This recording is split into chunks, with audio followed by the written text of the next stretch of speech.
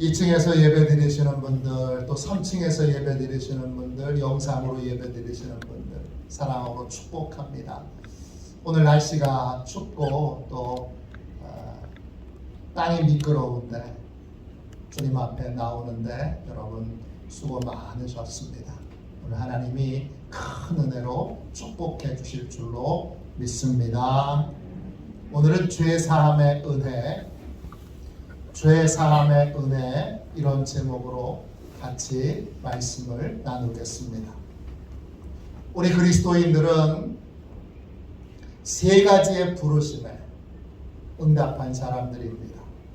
주님은 우리를 그리스도와 연합한 교회로 부르십니다. 주님은 우리를 세상과 구별된 성도로 부르십니다. 주님은 우리를 주님을 증언하는 사도로 부르십니다. 이 부르심에 예 이렇게 대답한 사람을 우리가 그리스도인이라고 부릅니다. 하나님은 그리스도인들의 아버지가 되시고 예수님은 그리스도인들의 주님이 되십니다. 하나님 아버지와 주 예수 그리스도는 그리스도인들에게 은혜와 평강을 부어주십니다. 로마서 1장 7절 말씀 보십시오.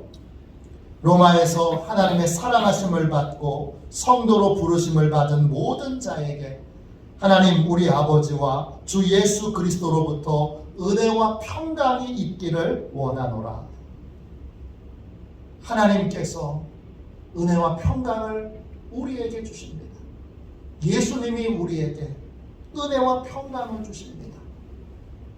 하나님이 주시는 은혜는 영어로 헬라말로 죄송합니다. 카리스입니다. 뜻은 예수님이 사람들에게 주시는 복이나 선물을 뜻합니다. 하나님 아버지는 우리에게 선물을 주십니다. 예수님은 우리에게 복을 주십니다. 모든 그리스도인들에게는 복과 선물이 예비되어 있습니다. 또 무엇을 주십니까? 하나님과 예수님은 우리에게 평강을 주십니다. 평강은 헬라말로 에이레네입니다. 뜻은 예수님과 하나됨으로 얻게 되는 안식과 쉼을 뜻합니다. 예수님의 소유된 백성이 되므로 예수님의 뜻대로 사는 삶을 살게 되므로 예수님의 보호를 받게 되고 그리고 그 결과로 누리게 되는 쉼과 안식을 바로 에이레네 평안이라고 부릅니다. 우리 그리스도인들에게는 평안과 안식이 예비되어 있습니다. 오늘은 모든 그리스도인들에게 예비되어 있는 은혜와 평강 중에 은혜에 대해서 함께 말씀을 나누도록 하겠습니다. 그리스도인들에게 은혜가 예비되어 있는데 구체적으로 어떤 은혜가 예비되어 있습니까? 제일 먼저 죄사함의 은혜가 예비되어 있습니다. 요즘 새벽기도 시간에 출애굽기 말씀을 통해서 성막에 대한 말씀을 나누고 있습니다. 성막은 하나님께서 어떻게 은혜와 복을 성도들에게 부어주시는지 눈으로 그 모든 것을 볼 수 있도록 만들어 놓은 것, 그것이 바로 성막입니다. 성막에 있는 모든 기구들 하나하나는 다 하나님이 베풀어 주실 은혜와 복을 상징합니다. 성막에는 놀랍게도 문이 3개가 있습니다. 성막 뜰로 들어가는 문이 있고 성소로 들어가는 문이 있고 지성소로 들어가는 문이 있습니다. 그리스도 안에 있다는 것도 여러분 3가지의 차원이 있습니다. 같은 예수님의 안에 그리스도 안에 있어도 같은 예수 그리스도 안에 있어도 성막 뜰에 있는 사람이 있고 성소에 있는 사람이 있고 지성소에 있는 사람들이 있습니다. 서로 차원이 다른 복과 은혜를 경험하고 있습니다. 같은 장소에서 예배를 드려도 성막들에 있는 사람과 성소에 있는 사람과 지성소에 있는 사람들은 차원이 다른 예배를 경험하고 있는 것입니다. 성막 안으로 들어가는 첫 번째 문은 성막뜰로 들어가는 문입니다. 이 문은 성막 동쪽에 있습니다. 이 문에 관한 내용이 출애굽기 38장에 나옵니다. 18절부터 20절 말씀을 읽겠습니다. 뜰에 휘장 문을 청색, 자색, 홍색 실과 가늘게 꼰 배실로 수놓아 짰으니 길이는 20규빗이요 너비와 높이는 뜰의 포장과 같이 5규빗이며 그 기둥은 넷인데 그 받침 넷은 노시요 그 갈고리는 은이요 그 머리 싸개와 가름대도 은이며 성막 말뚝과 뜰 주위의 말뚝은 모두 노시더라. 성막 뜰로 들어가는 첫 번째 문, 그 문은 굉장히 큽니다. 넓이가 20규빗, 높이가 5규빗입니다.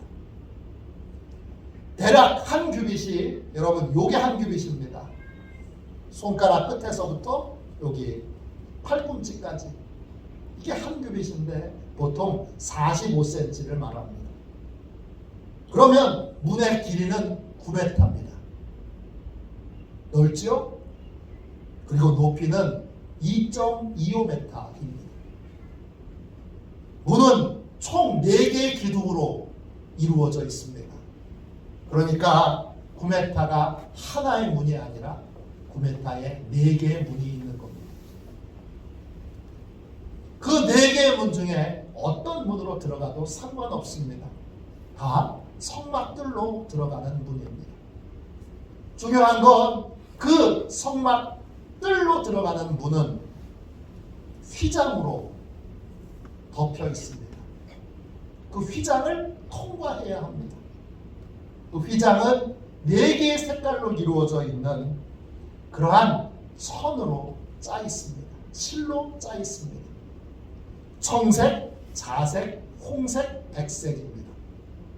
배실은 원래 백색이고 그 다음에 청색, 자색, 홍색으로 물들였기 때문에 그래서 4가지의 색깔입니다. 이 4가지의 색깔은 예수 그리스도가 누구이신지를 우리에게 상징합니다. 성막뜰로 들어가려면, 예수 그리스도의 보호하심 속으로 들어가려면, 하나님의 보호하심 속으로 들어가려면 반드시 예수 그리스도가 누구이신지를 알아야 합니다. 그래야 성막뜰로 들어갈 수 있는 자격을 얻습니다. 4가지의 색깔은 예수 그리스도가 누구인지를 우리에게 분명히 알려줍니다. 청색은 하늘을 상징합니다. 예수님은 하늘에서 하나님께서 이 땅의 구원자로 보내신 하늘에서 오신 분입니다. 그래서 우리는 예수 그리스도로만 구원을 받습니다. 예수 그리스도는 하나님께서 보내신 유일한 구원자이십니다. 백색은 순결을 상징합니다. 예수님은 인간 중에 유일하게 죄가 없으신 분입니다. 그래서 우리 죄를 담당하실 수 있는 자격을 가진 유일한 분이십니다.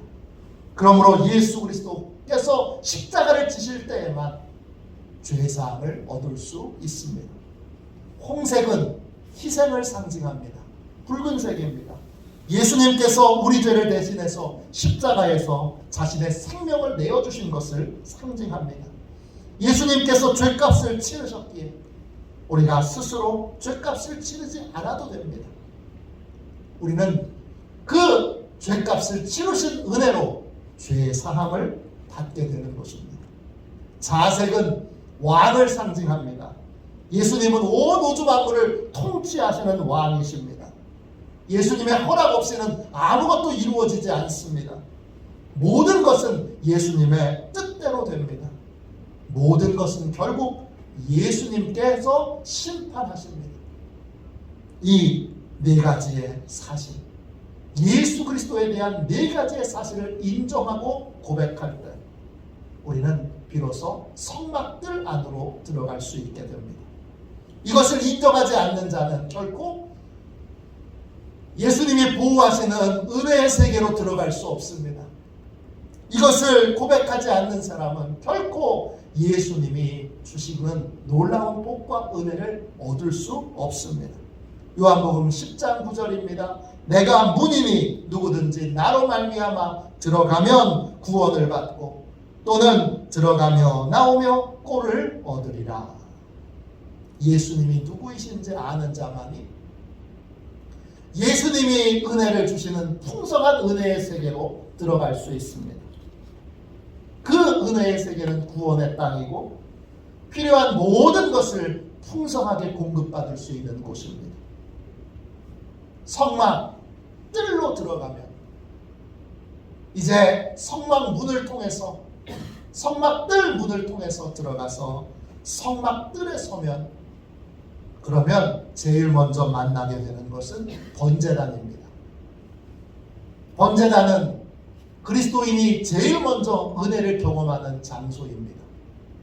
출애굽기 27장 1절 2절입니다. 너는 조각목으로 길이가 5규빗 너비가 5규빗의 제단을 만들되 네모 반듯하게 하며 높이는 3규빗으로 하고 그 네 모퉁이 위에 뿔을 만들되 그 뿔이 그것에 이어지게 하고 그 제단을 노수로 싸고 그랬습니다. 번제단은 번제물을 태워드리는 장소입니다. 이때 제단이라고 하는 말은 히브리어로 미스베아취입니다. 이 말은 제단이라는 뜻입니다.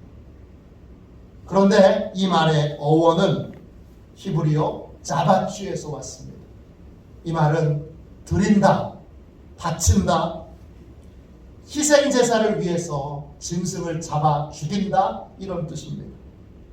제단은 희생제사를 위해 대속제물을 잡아 죽이는 장소입니다. 이 장소는 십자가를 상징합니다.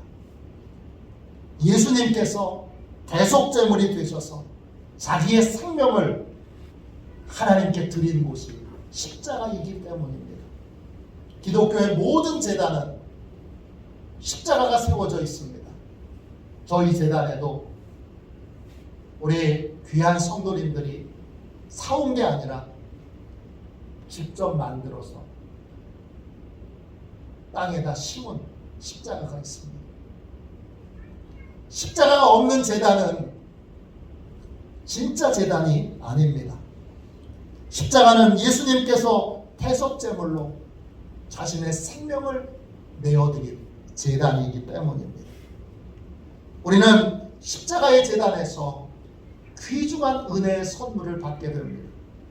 그 선물은 죄 사함의 은혜입니다. 구약의 이 제단은 십자가를 상징하는 이 제단은 정사각형으로 만들어져 있습니다. 동서남북 사방에서 어디를 보든지 동일한 5규빗으로 되어 있습니다. 알기 쉽게 말하자면 225cm입니다. 높이는 3규빗 135cm입니다.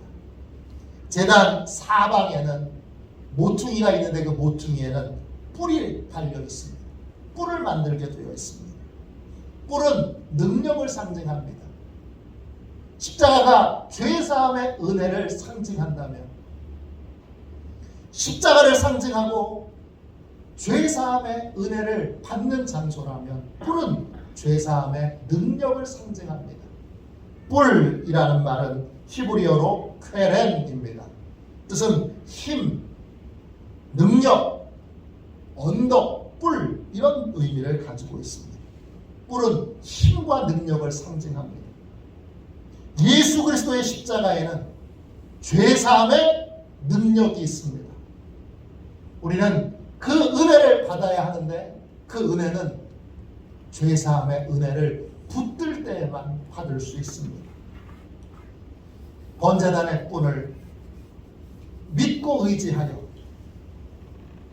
죄 사함의 은혜를 붙들 때에만 우리는 죄 사함의 은혜를 입을 수 있습니다. 다른 방법으로는 죄 사함을 얻을 수 있는 길이 없습니다. 오직 예수 그리스도의 십자가의 은혜를 붙들 때에만 죄 사함을 받을 수 있습니다. 그러므로 우리는 반드시 십자가 앞으로 나아가 십자가의 은혜를 붙들어야 합니다.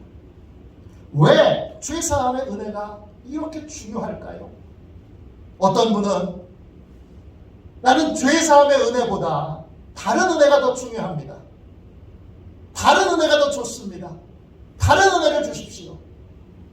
그러나 차분하게 우리의 삶을 생각해 보면 지금 우리에게 가장 필요한 것이 결국 죄 사함의 은혜인 것을 깨닫게 됩니다. 캐나다의 펜스 교회를 담임하고 있는 일본인 목사님이십니다. 켄 시게마치 목사님이 쓰신 책 예수를 읽는 시간, 이 시간에 보면 이런 이야기가 나옵니다. 일본인으로 태어나서 일본 소니에서 일하다가 늦게 부름을 받아 목사님이 되신 이 시게마츠는 하나님을 만나기 전까지 일 중독에 빠져 있던 사람입니다. 어떻게 하면 성공할까? 어떻게 하면 승진할까? 어떻게 하면 돈 많이 벌까? 오직 여기에만 매달려 있던 분입니다. 그는 목회자로 부름받은 다음에 자신의 삶을 돌아보며 큰 성공을 거둔 많은 일 중독자들을 만나게 됩니다. 그는 많은 일 중독자들을 만나면서 그들에게 공통점이 있다는 걸 발견하게 됩니다. 많은 일 중독자들 중에 교회 다니는 분들이 많습니다. 그런데 이들은 교회에 다니면서도 하나님이 자기를 사랑하신다는 걸 머리로만 합니다. 그들은 가슴으로 느끼지 못합니다. 그래서 하나님이 사랑하신다는 것에서 자기의 존재 가치를 찾지 못합니다. 이들은 성공에서, 외모에서, 다른 사람의 평가에서 삶의 가치를 찾습니다. 그러다가 하나님의 사랑을 가슴으로 체험하게 되면 달라지게 됩니다. 그때부터는 일시적인 세상의 성공이 아닌 영원한 성공, 천국 가는 걸 추구하게 됩니다. 그리고 두려움과 걱정에 쫓기는 삶이 아니라 하나님의 은혜와 사랑 안에서 풍성한 복을 누리는 삶을 살게 됩니다. 왜 많은 사람들이 일 중독에 빠질까요? 일로 자기가 가치 있다는 걸 입증하기 위해서입니다. 왜 일 중독에 빠집니까? 실패에 대한 두려움이 항상 우리를 짓누르고 있기 때문입니다. 일 중독에 빠진 사람이 일 중독에 빠지는 또 다른 이유가 있습니다. 죽음 이후의 세계를 바라볼 용기가 없기 때문입니다. 복음은 이들에게 자유를 줍니다. 히브리서 2장 15절입니다. 또 죽기를 무서워함으로 한평생 매여 종노릇하는 모든 자를 놓아주려 하심이니. 신앙은 하나님을 이해하는 것이 아닙니다. 신앙은 하나님을 체험하는 것입니다. 하나님의 은혜로 변화되는 것입니다. 하나님을 만나면 우리는 죽음에 직면할 수 있는 용기를 얻게 됩니다. 죽음에 직면하여 보면 우리는 영원한 삶에 대하여 눈을 뜨게 되고, 영원한 삶에 대하여 눈을 뜨게 되면 이를 성취하는 것이 중요한 것이 아니라 하나님께 용서받는 것이 중요하다는 사실을 금방 깨닫게 됩니다. 왜냐? 영원한 나라에서 살려면, 죽음 이후에 영원한 나라에서 살려면 반드시 죄에 대해서 용서를 받아야 하기 때문입니다. 용서는 그냥 이루어지지 않습니다. 반드시 죄값을 치러야 합니다. 죄값이 치러지지 않은 채 여러분 빚이 남아있는데 그것을 그냥 탕감해 줄 수는 없습니다. 반드시 누군가가 빚을 갚아야 합니다. 누군가 반드시 죄값을 치러야 합니다. 그래서 예수님께서 나를 위해 십자가에서 나 대신 죄값을 치르신 것입니다. 십자가에서 나 대신 주님이 생명을 내어주신 것입니다. 지금 우리에게 가장 필요한 것은 죄사함의 은혜입니다. 우리는 죄사함의 은혜를 받아야 하나님의 심판을 받지 않게 되고 영원한 나라에서 존귀하고 복된 삶을 살 수 있게 됩니다. 그럼 죄 용서함 받지 못한 사람은 어떤 삶을 살게 됩니까? 미국 부활교회를 담임하고 있는 아담 해밀턴 목사님은 미국에서 가장 영향력 있는 감리교 목사님이십니다. 한국에도 설교 세미나를 하러 몇 번 오신 적이 있습니다. 1990년에 장례식장에서 교회를 개척해서 지금은 15,000명 이상의 성도들이 매주 모여 예배를 드리고 있습니다. 이분이 쓰신 책 중에 용서라는 책이 있습니다. 이 책에 이런 일화가 나옵니다. 한 번은 해밀턴 목사님이 죄사함의 은혜를 설명하기 위해 죄사함의 은혜가 왜 중요한지를 설명하기 위해 이제 강단에다가 길게 테이블을 설치해 놨습니다. 그리고 그 테이블에 각기 크기가 다른 돌들을 올려놓았습니다. 그런 다음에 죄사함을 받지 못할 때 죄책감과 상처와 분노의 짐을 짊어지고 인생을 살기에 그것을 깨닫도록 하기 위해 배낭을 준비했습니다. 목사님이 그 테이블 위에서 자갈돌을 손에 들고 이렇게 말합니다. 이 돌들은 사소한 죄들을 의미합니다. 자동차 과속, 선의의 거짓말, 불쾌한 시선, 이런 걸 의미합니다.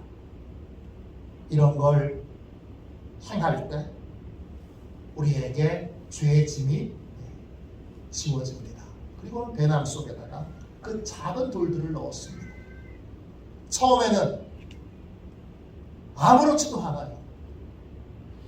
그런데 작은 돌들도 계속 한 주먹씩 넣다 보니까 어느덧 상당한 무게를 느끼게 됩니다.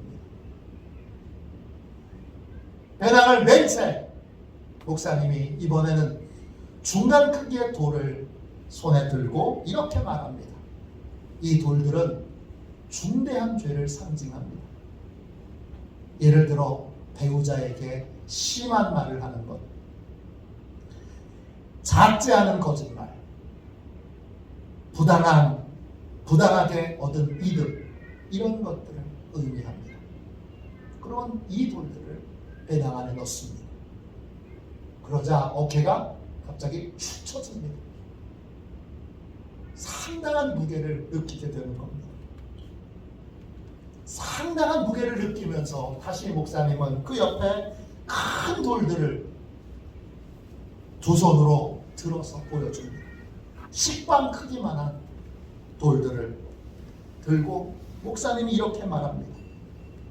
이 돌들은 큰 죄를 상징합니다. 형사 고발이 가능한 범죄, 이혼, 절교 등으로 이어질 수 있는 신뢰를 파괴하는 행동, 이런 것이 여기에 해당됩니다. 그리고 큰 돌들을 배낭에 넣자 목사님이 걷기도 힘듭니다. 다리가 후들후들 떨립니다. 움직일 때마다 표정이 일그러집니다. 다리와 팔이 몹시도 아파집니다. 이 배낭을 메고 목사님이 설교하시는 내내 배낭을 짊어진 채 말씀을 전하십니다. 그걸 성도들이 눈으로 직접 보니까 죄의 문제를 해결받지 못하고 죄와 죄책감 속에 살아가는 인생, 그 인생이 얼마나 무거운 짐을 짊어지고 사는지를 성도들이 눈으로 직접 체험하게 되었습니다. 시편 32편 4절입니다. 주의 손이 주야로 나를 누르시오니 내 진액이 빠져서 여름 가뭄에 마름같이 되었나이다. 죄사함을 받지 못하면 우리가 짊어지고 있는 죄와 죄책감의 무게 때문에 우리는 쓰러질 수밖에 없습니다. 아무리 좋은 계획을 세우고 아무리 좋은 비전을 가지고 있어도 죄의 문제를 해결하지 못하면 결국은 죄의 무게 때문에 쓰러질 수밖에 없습니다. 넘어질 수밖에 없습니다. 다시 일어나려고 아무리 애를 써도 죄책감의 무게 때문에, 죄의 무게 때문에 다시 일어나지 못하고 내내 쓰러진 채 울부짖을 수밖에 없는 것이 바로 여러분 죄의 문제를 해결받지 못한 인생의 모습입니다. 그러면 죄사함의 은혜를 받으려면 어떻게 해야 하지요? 죄사함의 은혜를 받으려면 어떻게 해야 합니까? 죄사함의 은혜를 받으려면 십자가 앞으로 나아가서 나의 죄를 자백해야 합니다. 그런 다음에 십자가의 은혜를 꼭 붙들어야 합니다. 재단에 있는 뿔을 붙들듯이 두 손으로 십자가의 은혜를 꼭 붙들어야 합니다. 그런데 많은 분들이 십자가 앞에까지 와서도 십자가의 은혜를 붙들지 못합니다. 왜 그렇습니까? 왜 십자가의 은혜를 붙들지 못합니까? 이런 분들은 다른 걸 붙들고 있기 때문입니다. 우리에게는 손이 딱 두 개밖에 없습니다. 우리는 두 손으로 십자가의 은혜를 붙들어야 합니다. 그런데 우리의 손에 다른 것이 쥐어져 있다면 우리는 십자가의 은혜를 붙들 수 없습니다. 자기의 의를 붙들고 있다면 내 힘으로 죄사함 받아야지, 내 노력으로 죄사함 받아야지, 자기의 죄를 인정하지 않고 나는 착해, 나는 깨끗해, 나는 선해, 자기를 보지 못한 채 자기 의를 붙들고 있다면 자기 의를 내려놓기 전까지 결코 십자가의 은혜를 붙들 수 없습니다. 왜냐? 우리는 손이 두 개밖에 없기 때문입니다. 다른 사람에게 받은 상처, 고통도 주님께 맡겨야 하는데 내가 그 상처를 붙들고 있으며 그 상처로 인한 복수심, 그 상처로 인하여 누군가에게 해를 끼치고자 하는 마음, 이 마음이 내 안을 지배하고 있는 한 나는 십자가의 은혜를 붙들 수 없습니다.